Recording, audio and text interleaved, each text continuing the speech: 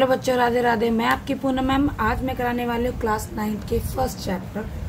ठीक है, तो सबसे पहले मैं आपको मिड टर्म का आपका जो भी सिलेबस है वो बता देती हूँ। चैप्टर 1 आ रहा है, चैप्टर 3 आ रहा है, चैप्टर 4 आ रहा है, 6 आ रहा है, 7 आ रहा है, 10 आ रहा है और 12 आ रहा है, 5 आ रहा है।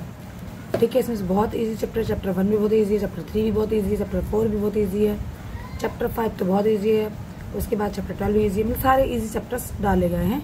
6, 7 पे थोड़ा सा मैथ कर रहे हैं और 10 भी बहुत अच्छा है, एक ही कॉन्सेप्ट है। चलिए स्टार्ट करते हैं चैप्टर 1। इससे रिलेटेड आपसे कुछ पूछते हैं और बताते हैं आपको। ठीक है, पहले तो संख्या पद्धति। सम संख्या क्या होती है? सम संख्या वे संख्या होती है जो 2 से डिवाइड हो जाती है या उसके जोड़े बन जाते हैं, या जिन संख्याओं के अंत में 2, 4, 6, 8, 0 आता है, सम संख्या होती है।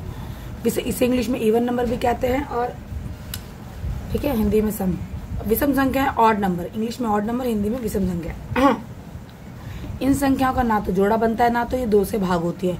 ये संख्याओं के अंत अगर बड़ी संख्या आ जाए तो उसका कैसे पता लगाओगे कि जिन संख्याओं के अंत में 1, 3, 5, 7, 9 आता है वो विषम संख्या होती है। भाज्य संख्या कंपोजिट नंबर, ये अपने अलावा किसी और से भाग हो जाती हैं और किसी और के पहाड़े में भी आती हैं, तो इन्हें भाज्य संख्याएं कहते हैं। अभाज्य संख्या ये अपने अलावा प्राइम नंबर, ये अपने अलावा किसी और संख्या से भाग नहीं होती हैं, इन्हें हम अभाज्य संख्या कहते हैं। सबसे छोटी अभाज्य संख्या 2 मानी जाती है। प्राकृतिक संख्या नेचुरल नंबर, हम जिन भी संख्याओं का इस्तेमाल करते हैं अपनी डेली लाइफ में यूज में, वो सारी प्राकृतिक संख्याएं होती हैं।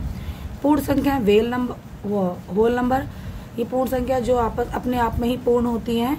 0 से स्टार्ट होके जितनी भी संख्या यूज की जाती है वो सारी पूर्ण संख्या होती है, पूर्णांक, इंटीजर्स। ठीक है, देखिए यहाँ ये माइनस में भी होती है और प्लस में भी होती है। ठीक है, यहाँ से 0 से इस साइड वाली संख्या भी पूर्णांक होती है, इधर वाली संख्या भी पूर्णांक होती है। परिमेय संख्या वे संख्या होती है जिन्हें हम PQ के रूप में लिख सकते हैं, ठीक है, और जैसे 3/5, 4/8, 7/9, 0। ठीक है, और अपरिमेय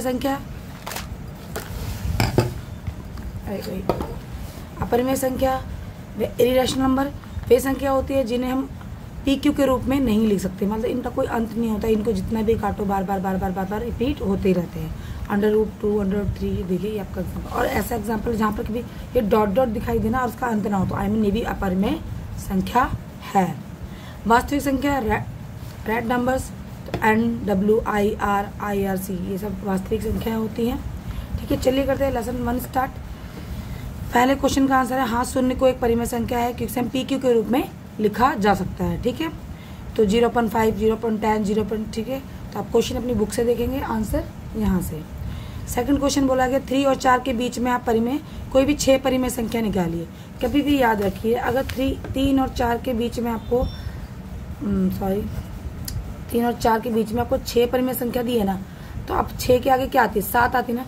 3/1 लो, 4/1 लो, उसको 7 से डिवाइड कर दो। ठीक है, यहाँ पे भी ऐसे किया गया है।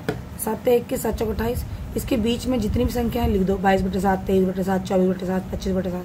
ठीक है, आपको यहाँ पर 1, 2, 3, 4, 5, 6 आपको मिल जाएंगे। यही नियम है, अगर आपसे 6 पूछी जाए तो 7 से गुणा कर दो, 7 से पूछी जाए तो 8 से। आप ज़्यादा से भी कर सकते हो, पर ज़्यादा से करने की कोई जरूरत नहीं, सिंपल सा है कि अगर 8 पूछी जाए तो 9 से। इसी तरीके से यहाँ पूछा गया आपसे 3/5, 4/5 के बीच में कोई 5, तो 5 पे आप क्या करोगे? इंक्लूड करोगे 6, तो आपने 6 से मल्टीप्लाई करके बीच की जितनी भी संख्या उसको यहाँ पर लिख दिया। ठीक है, अब एग्जाम्पल 1 और 2 के बीच में 5 परिमेय संख्या। देखो ये क्वेश्चन इंपॉर्टेंट है, इसलिए इसके टीचर्स ने कराए हुए हैं।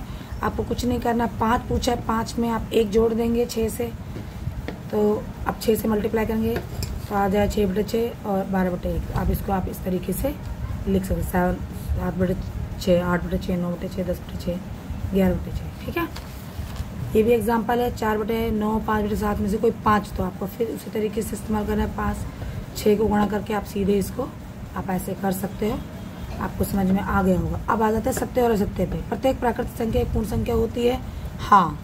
ठीक है, सत्य प्रत्येक प्राकृतिक संख्या पूर्ण संख्या होती है। प्रत्येक प्राकृतिक पूर्ण संख्या होती है, नहीं, ऐसा नहीं होती। पूर्णांक जरूरी नहीं कि प्रत्येक, क्योंकि देखो आपको अभी मैंने आगे रिसेंटली बताया होगा, तो आप उसको ध्यान से एक बार फिर दोबारा देखेंगे तो समझ में और अच्छे से क्लियर हो जाएगा। प्रत्येक परिमेय संख्या एक पूर्ण संख्या होती है, नहीं। ठीक है, तो ये यहाँ पर आपका 1 चैप्टर आपका खत्म होता है। ठीक है, आशा करती हूँ आपको समझ में आया होगा।